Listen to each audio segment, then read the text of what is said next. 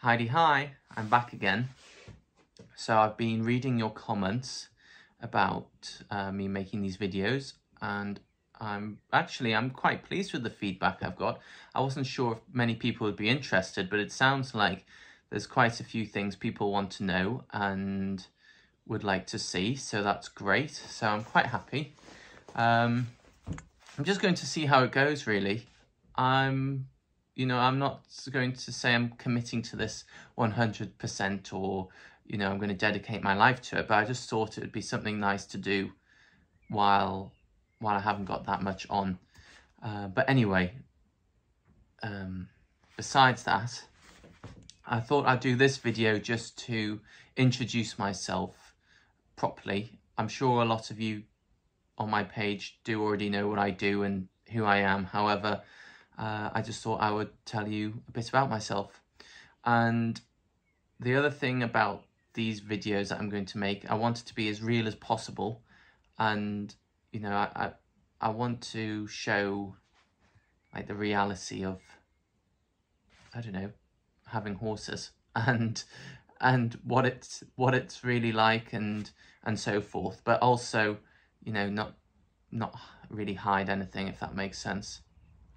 And if I'm not hiding anything, I do have my notepad here for this video, because I know I'll end up stopping and starting, and I might end up doing that anyway, because this video, like I say, is talking about me, and I'm not very good talking about myself. I don't like it. I never like to blow my own trumpet or anything like that, but I've got a few notes here and may as well crack on. Right, so who am I? My name is William Pittendrigg, and that's Pitt-en-Drigg, and it rhymes with pig. Lots of people can't pronounce my surname, so there's a fun fact. I'm 24 years old and I live in Northumberland. I've lived here all my life. And yeah, that's that really. So competition-wise, a lot of people know I mainly focus on working hunter classes, competing all across the country, whether it be Scotland, all the way down south to Royal Windsor, or could be Hickstead, everywhere. I just compete all across the country in working hunters, in which would be, see, this is where I'm gonna have to start again. Give me a second. Right, so I compete in working hunters. The two classes I compete in are intermediate working hunter classes and horse worker classes. The difference being intermediate classes are for riders no older than 25 years old, and the horses can't be any bigger than 15.2. The horse workers are for adults of any age, and the horses can be any height above 14.2, 148 centimeters. So that's that. If you can hear rattling, I'm in the tack room, so it's probably Alf eating his hay net.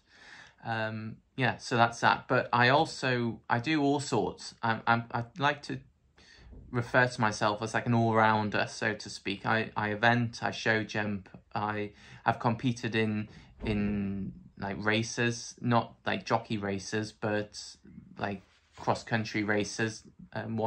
One was the Golden Button Challenge in 2019, and that was incredible. That it consisted of 60 riders, and basically they blow their horn and then they say, right, you're off, and that's it. It's literally fend for yourselves. And you jump like the biggest hedges. I've never jumped hedges like it in my life. Like, I'm 6'1", and like they were the same size as me, if not bigger, some of them. And that was on my horse Sligo. So that was great. So yes, I do all sorts. But yeah, my main thing being working hunters. I've had some really great success in workers. I've won at Horse of the Year show, which was a really big aspiration of mine. I won there in 2021 in the intermediate workers. I won at Royal Windsor 3 years on the trot that I've been there with my intermediate worker, Silver Lock, which was really good. That was like probably one of my biggest achievements. I've won at the Royal International, and I've also represented England on the British Show Pony Society working hunter pony teams 4 times as well. So currently I've got 8 horses at home. They're all my own. I don't have owner's horses. They're purely my own. However, 2 of them are retired and 4 of them are out in the field injured. So I've currently just got 2 to ride. And for some people 2 is a lot. I mean, yes, it's fantastic. I've got 2 horses. But when I suppose I'm doing it as a profession and all of my, well, the majority of my horses have had a problem, you start thinking, oh my God, what on earth am I going to do? So anyway, I've kind of come to terms with that now, and they're out in the field and I'm much happier now. I think when they were inside and I wasn't able to turn them out with the weather, I was kind of ready to pull my hair out, because say, what can I do with these horses? They can't do anything. Whereas now that I can see them outside, I feel a lot happier. So yes, that's how I've got 6 horses, and I will introduce you to them in another video. Right, what else is on here? How I got into riding and my family. So I've ridden my whole life. All of my family are horsey. So both parents, both grandparents.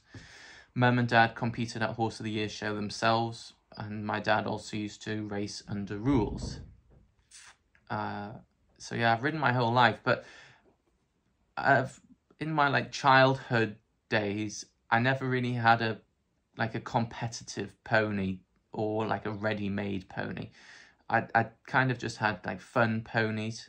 So I just did a bit of this and a bit of that. I was never focused on workers or focused on anything really. It was just fun. And however, one pony I had really did not like to jump. So unfortunately, every time I tried to jump, I basically fell off. So I very soon learned not to enjoy jumping, and I was actually very frightened of jumping. So I didn't actually jump for a while, and I did have so my parents bought me a flat show hunter pony, but unfortunately he was quite sick of doing that. So we had the bright idea of teaching him to jump, and his name was Trevor. And that's how I started jumping again. I mean, I was terrified, but he really enjoyed it. So he actually started to build my confidence up. But unfortunately, I was 11 then, and he was 13 hands. But I grew quite quickly, so I grew out of him. And then I moved straight on to an intermediate worker from there, because I was really enjoying my jumping. I was having lessons with a lady called Susie Gibson, who really helped get me going. And yeah, so I ended up going on to an intermediate worker at the age of 12. And that, I suppose, was when I started doing workers properly. I mean, I wasn't doing qualifiers or anything. I mean, I couldn't even imagine doing that at the time. But I was doing the novice workers and restricted that they have. And that was that. So I got Alf, my coloured horse. I got him when I was 12, but he wasn't actually for me. He was meant to be for Mum. However, he soon ended up being mine, and I ended up competing him, and that was that. That's how that started. So we developed together, I suppose, and at 16, that was when I did my first RI qualifiers. So it was quite a few years before I actually did a qualifier. And at 16, I qualified him for the horse workers, for the Royal International, but I didn't qualify for the intermediate. So my biggest aspiration was, right, next year I really want to qualify for the intermediate. So the year after, I went to the Royal International. That was great. I had 2 fences down. I was a bit of a chubby boy then, and I was so tired. Alf pulled my arms out around that course. So the last fence, we didn't go through it, but near enough, because I was just so tired. So that's another story. So yes, after that, my aspiration was, right, I really want to qualify for the intermediate. So the next year, we went to Ayr County in Scotland, and sure enough, I qualified for the intermediates. It was fantastic. And then, unfortunately, he injured himself in a Hoys qualifier, and which was gutting, because obviously he's my pride and joy, and it was actually very hit and miss whether he would be ridden again. So I didn't actually get to go to the Royal International that year because he was off for 6 months. He was in a stable for 6 months, and I didn't have any other horses to compete at that level. So then I was 17 then. So that's when we saw Scully, who has probably been the making of my career. He's my intermediate worker, Silverlock. And I got him when I was 17. He was a 4-year-old. I see I'm talking about my horses now, but it's still kind of my journey of how it got on. So anyway, how I got into it. And yeah, we developed together. So as a 5-year-old, we did a novice season of intermediate workers. And then my coloured horse, Alf, he actually came back into work again, but I didn't jump him, and I hogged him because I was told to do so. I was told he would make a lovely show cob, so I did. And he actually was champion amateur coloured at the Royal International, which was my claim to fame in the flat classes. However, I haven't been as successful since. So that was the end of that. But that was amazing. So that happened, and then I had Scully to do my novice intermediate workers. And then the year after, Scully was 6 then, I was 19, and we qualified for the Royal International first time out. He then, in both the horse workers and the intermediates, we then qualified for Hoys, which was one of my biggest aspirations again. And that was a dream come true. And not only did I qualify for one class, I actually qualified for the intermediates and the horse workers in one day. So clearly, like, my mind was like, oh my God, what has happened? Like, this is crazy. So that was amazing. And we went to Hoys that year, and he jumped clear in the horse workers. So again, all I wanted to do was just be there. So to jump clear in the horse workers with all those, top riders was just like mind-blowing, and we were 5th, so that was incredible. And then after that, so he did that, and then so I've just developed from there. After what year was that? 2019. So then, right, I've been to the Royal International, I want to win now. So I went to the Royal International thinking, right, I really want to win, and I would love to be on an England team. So what happened? I jumped clear and I won, which again was fantastic. And I was selected for the England team. So again, more dreams coming true, absolutely amazing.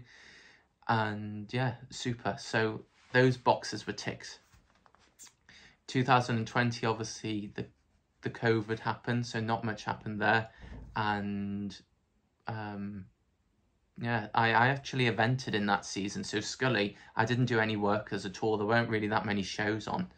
So I thought, well, I'll event him. And we did really, really well. And I had another horse I was eventing too, which was great. And I've always thought my eventing's fun. It's kind of like my fun time. I've never done it. Well, of course I do everything seriously, but it's always been like my release, just to go and have some fun. I suppose I do feel an element of pressure with the workers because I've done well. I want to keep doing well. But anyway, that was that. So I qualified for Hoys in 2021. I really wanted to win, and I did win. So that was great. I know this sounds like I'm blowing my own trumpet, but I did. And all these dreams come true, and I suppose I've just worked really, really hard over these years to achieve these dreams. I was reserve champion with Scully and the intermediate workers there.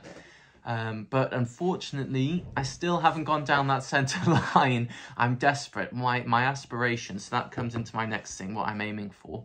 I would love to go down the centre line at Hoys with those spotlights on me, and I can just, give everybody a wave. And oh, I've got dirty hands, sorry, ignore them. I'll give everybody a wave and say hi. That would be amazing. So yeah, that's that. So that's my riding career so far. Have I always wanted to ride and do it as a career? Well, no, when I was really little, I actually wanted to be a hairdresser because I love doing hair. I was really good at it, actually. I used to do my friend's hair, but the thing that put me off was being inside all the time. So I really like being outside, and that's why I've wanted to do the horses. I love doing them, and I've always wanted to try and make a career out of it. So when I left school, I went to an equestrian college, and I got a distinction star in a level 3 equine diploma. And after that, I then did my BHS exams, and I'm now an accredited BHS Stage 3 coach. I am looking in the future to do more exams and qualifications, but I don't really want to put any pressure on myself at the moment. But that's another story. So yeah, that's that. I'm trying to think what else now. Yeah, so what's happening at the moment? So obviously, like I've said, I've got horses out in the field. That's been, yeah, a nightmare, but it's fine. Like I say, it's fine now. They're outside, and they look happy, so I'm happy. And I've got 2 lovely horses to compete. I've got a chestnut 6-year-old horse worker / eventer / show jumper. He's an all-rounder called Carragnagople class. If Kathy's watching this, she'll tell me I've got to pronounce it properly. She's the one who bred him. He's got a funny name, a bit like me. So he's called Carragnagople class, also known as Harry. And then I've also got my coloured horse, Alf, who's called Constellation II. So poor Alf, I call him poor Alf because he's having to step up to the mark now and come back into it. My plan was just to do some fun things with him, but I'm still going to do that. There's no pressure for him. You know, there's nothing wrong with him at all. Just he's 16 now, and I just thought, well, he can have a quieter life, but actually there's nothing wrong with him. He's perfectly fit and well. He looks really well. So I think, well, I will have a go and qualify him again. I'm not going to do any qualifiers for the Royal International, but he'll probably just do a few hoist classes this year, just at some of my favourite shows. We certainly won't be going here, there and everywhere. We'll just be picking the few we want to do. So that's that. So I've got them. So I'm working away at home with them, and that's that. Yeah. Things I do other than ride is not much, really. I do quite a bit of running.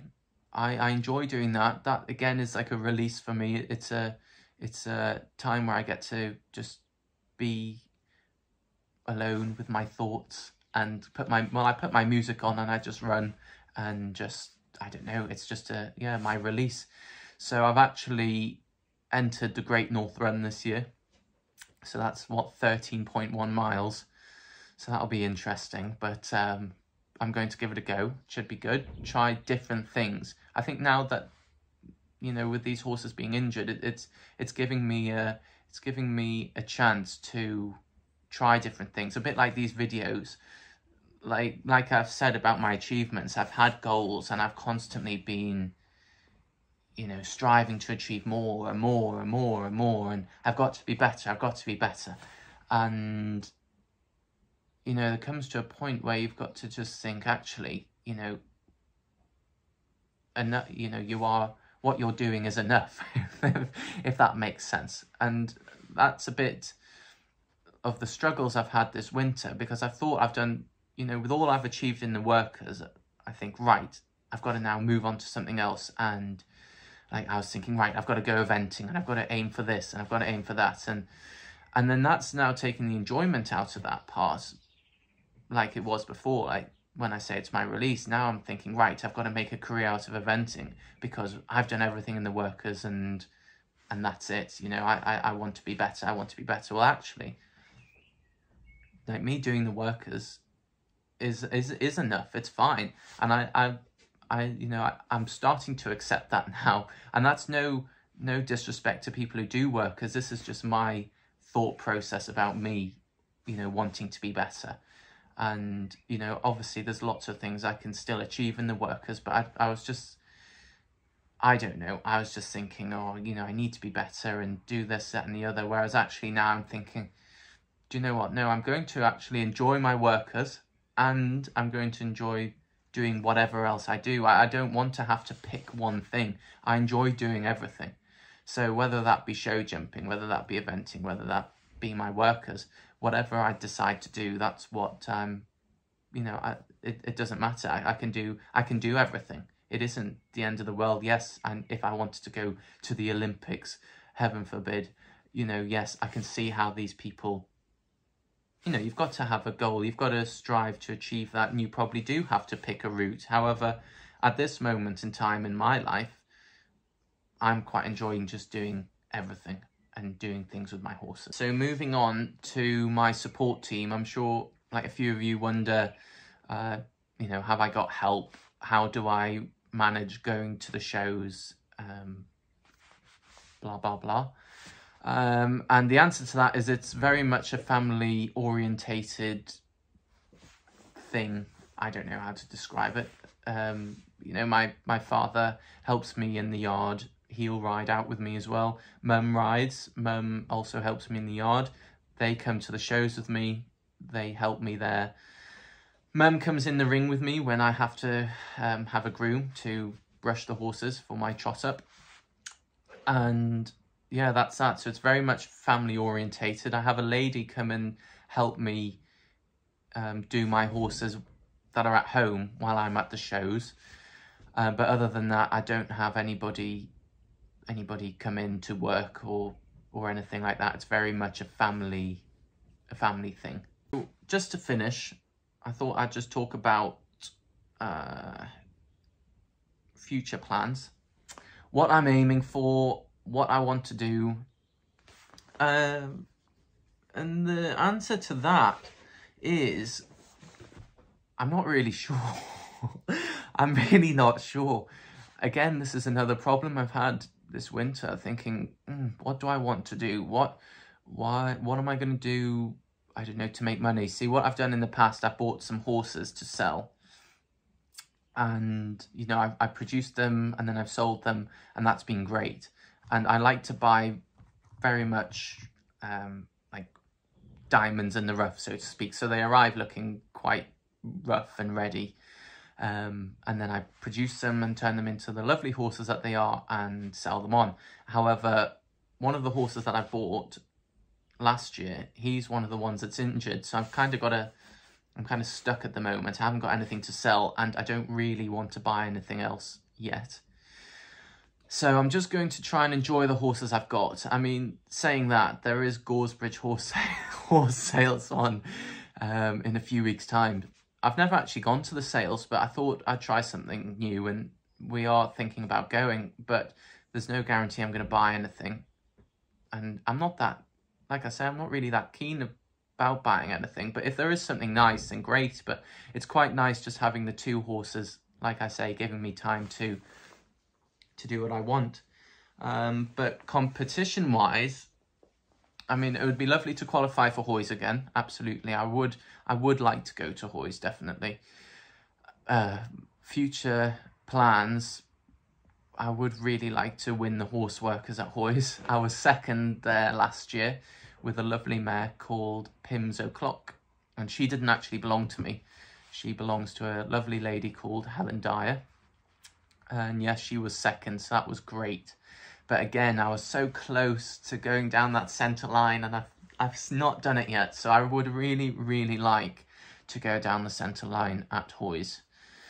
I'm not sure whether I'm going to be going to the Royal International this year. Just depends how Harry goes, because he's only young and he's got lots of maturing to do physically and mentally. He's quite a forward horse, and he's in the stage where he kind of thinks he knows best.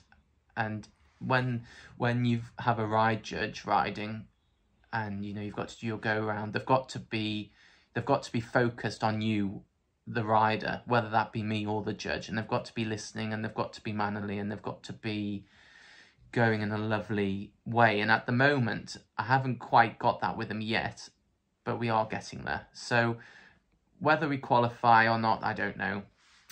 But I think by the time I do the Hoys qualifiers, he should definitely be ready. So it would be lovely to qualify for Hoys. I'd love to qualify out for Hoys again, but again, he doesn't owe me anything, so he hasn't got anything to prove. So yeah, that would be lovely. Other than that, I haven't really got any aims. I think my main one would just be I would love to win the Horseworkers. That would be great.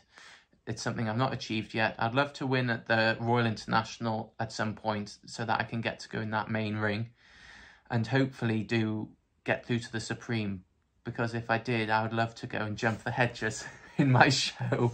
That would be interesting. But yeah, that's that. I hope I haven't waffled. My next plan is I'll probably introduce you to the horses that I've got at the moment. If this camera's wobbling, it's because I keep whacking the table, so ignore that. But yeah, my next videos probably will be introduce the horses. I'd like to talk more about Working Hunters and what it consists of, the class itself. What I look for in a Working Hunter, how they should go, way of going, jumping. Again, this is all my opinion. That's another thing I want to stress. Like, what I say isn't necessarily how you should do it. It's how I do it. So I'm not saying this is the only way to do things. This is the way your horse has to go, blah, blah, blah. It's what I'll be saying, and my opinion is based on how I like things to be, not necessarily saying that's the way you have to do it. So anyway, on that note, I'm going to go. So thank you for watching, and I hope you enjoy these next videos. Toodaloo.